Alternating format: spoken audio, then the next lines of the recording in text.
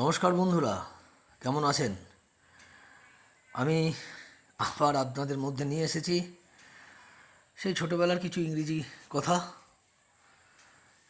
আপনাদেরও ভালো লাগবে, আপনাদের বাড়ির ছোট ছোট ছেলে মেয়েদেরও নিশ্চয়ই ভালো লাগবে এবং তাদের কাজে আসবে এই আশা রাখি। তাহলে আজকে আরম্ভ করছি ইংরেজির আবার কিছু কথা। আগের দিন বলেছিলাম ভাওয়েল, কনসোনেন্ট, সেন্টেন্স, আর আজকে বলছি তারপর থেকে কিছু। তাহলে আমরা আরম্ভ করছি কাকে বলে সাবজেক্ট আর কাকে বলে predicate. What is a subject and what is a predicate? প্রত্যেক সেন্টেন্সের দুটি ভাগ থাকে। প্রথমটি হচ্ছে সাবজেক্ট, যাকে বাংলায় বলে উদ্দেশ্য, এবং সেকেন্ড পার্টটা হচ্ছে প্রেডিকেট, যাকে বাংলায় বলে বিধেয়। বাক্যে যার সম্বন্ধে কিছু বলা হয় তাকে সাবজেক্ট বলে, এবং সাবজেক্ট সম্বন্ধে যা কিছু বলা হয় তাহলে তাকে প্রেডিকেট বলে।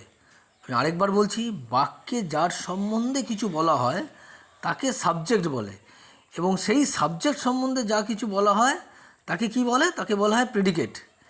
যে সেন্টেন্সে একটি সাবজেক্ট ও একটি প্রেডিকেট থাকে তাকে সিম্পল সেন্টেন্স বলে। যেমন দ্য ডগ বার্কস, তাহলে সাবজেক্ট কি? ডগ। কার সম্বন্ধে বলা হচ্ছে? ডগ। কি বলা হচ্ছে ডগ সম্বন্ধে? ডগটা কী করে বা কুকুরটি কী করছে? কুকুরটি ঘেউ ঘেউ করে, তাহলে বার্কস। তাহলে বার্কসটা হলো predicate. The boy runs fast, বালকটি বা ছেলেটি দ্রুত দৌড়োয়, তাহলে কার সম্বন্ধে বলছি? ছেলেটি বা বালকটি সম্বন্ধে বলছি, তার মানে দ্য বয়। এই বয়টি হলে সাবজেক্ট, ছেলেটি কি করে?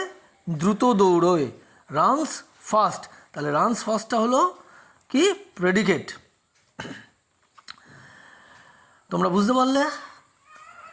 আরেকবার বলছি, প্রথম থেকে আরেকবার আমি বলি, যদি কারো কোনো বুঝতে অসুবিধা হয় আরেকবার তোমরা বুঝে নিতে পারবে। একটি বাক্যে দুটি পার্ট থাকে, প্রথমটি হচ্ছে সাবজেক্ট এবং দ্বিতীয়টি হচ্ছে প্রেডিকেট। বাক্যে যার সম্বন্ধে কিছু বলা হয় তাকে বলা হয় সাবজেক্ট। যেমন হি গোজ টু স্কুল, হিটাকে সে কার সম্বন্ধে বলছি? তার সম্বন্ধে, মানে সে, হি, এটি হলো সাবজেক্ট। আর সে বিদ্যালয়ে যায়, তার সম্বন্ধে কি বলছি? যে কোথায় যায়? সে বিদ্যালয়ে যায়, তাহলে গোজ টু স্কুল হলো প্রেডিকেট। যে সেন্টেন্সে একটি সাবজেক্ট ও একটি প্রেডিকেট থাকে তাহলে তাকে কি বলে? তাকে বলা হয় সিম্পল সেন্টেন্স। আশা করি আপনারা এবং তোমরা সবাই বুঝতে পারলে। এরপরে আমরা যাই, what are parts of speech বা পার্টস অফ স্পিচ কাকে বলে? আমরা যে কথা বলি তাকে স্পিচ বলে ইংরেজিতে। এই যে আমরা কথা বলছি একে কী বলে? স্পিচ। আর সেই স্পিচের মধ্যে যে ওয়ার্ডগুলো ব্যবহৃত হয় সেগুলি তার পার্ট বা অংশ বলে, সেগুলিকে বলা হয় পার্টস অফ স্পিচ। একটা সেন্টেন্স তৈরি করতে গেলে তো noun, pronoun, verb, adverb, conjunction, interjection ইত্যাদি ইত্যাদি প্রভৃতি জিনিস থাকে, প্রিপোজিশন। তো আমি আস্তে আস্তে বলছি। এই যে একটি সেন্টেন্সের প্রত্যেকটি অংশকে বলা হয় পার্টস অফ দ্য স্পিচ। আমাদের ইংরেজি গ্রামারে মোট 8 ধরনের পার্টস অফ স্পিচ আছে। ক ধরনের পার্টস অফ স্পিচ আছে? না, 8 ধরনের। কি কি?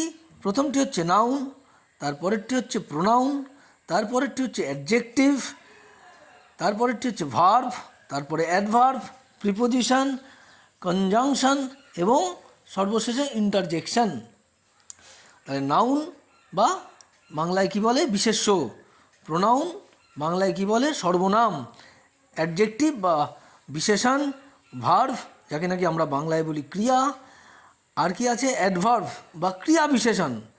এরপরে হচ্ছে প্রিপোজিশন।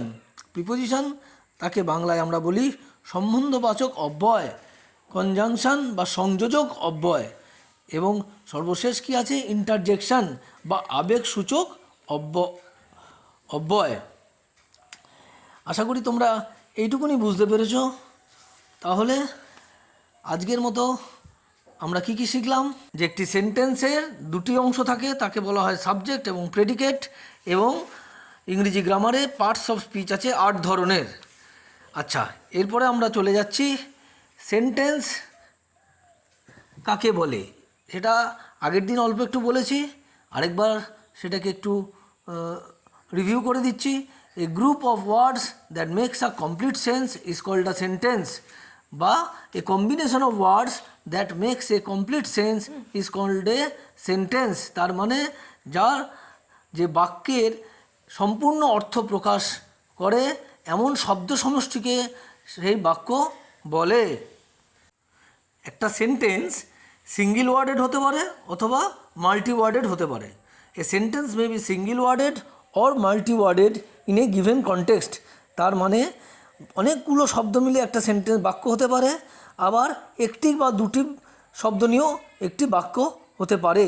আবার আমরা নর্মালি জানি যে প্রত্যেকটা সেন্টেন্সে একটা ভার্ব বা ক্রিয়াপদের প্রয়োজন হয়, কিন্তু এমন এমন কিছু সেন্টেন্স আছে যেখানে ক্রিয়াপদ না থাকলেও সেটাকে সেন্টেন্স বলা হয়। তার এক্সাম্পল, যেমন টিচার জিজ্ঞেস করছেন, have you done your home task? এটা একটি পুরো বাক্য।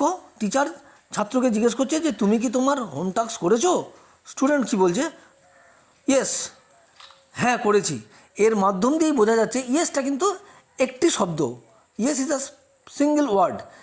এর মাধ্যম দিয়েই পুরো অর্থটা বোঝানো হচ্ছে যে ছাত্র তার শিক্ষককে বলছে হ্যাঁ করেছি।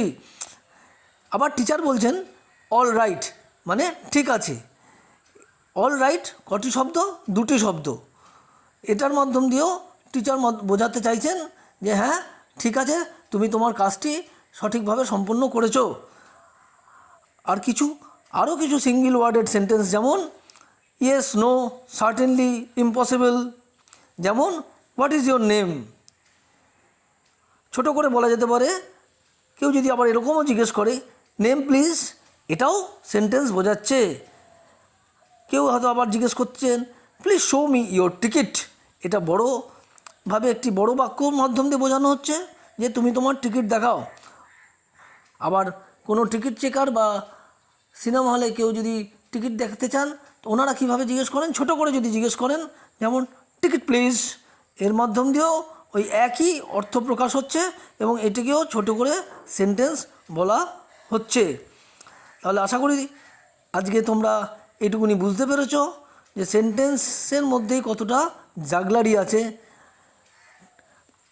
তোমাদের ভালো লাগলে আমি আবার পরের ভিডিওতে নিয়ে আসবো আরও কিছু নতুন নতুন গ্রামার, ইংরেজি গ্রামার সম্বন্ধে। ততক্ষণ অবধি তোমরা এবং আপনারা ভালো থাকুন। ঈশ্বরের আশীর্বাদে সকলকে ভালো রাখুন। নমস্কার।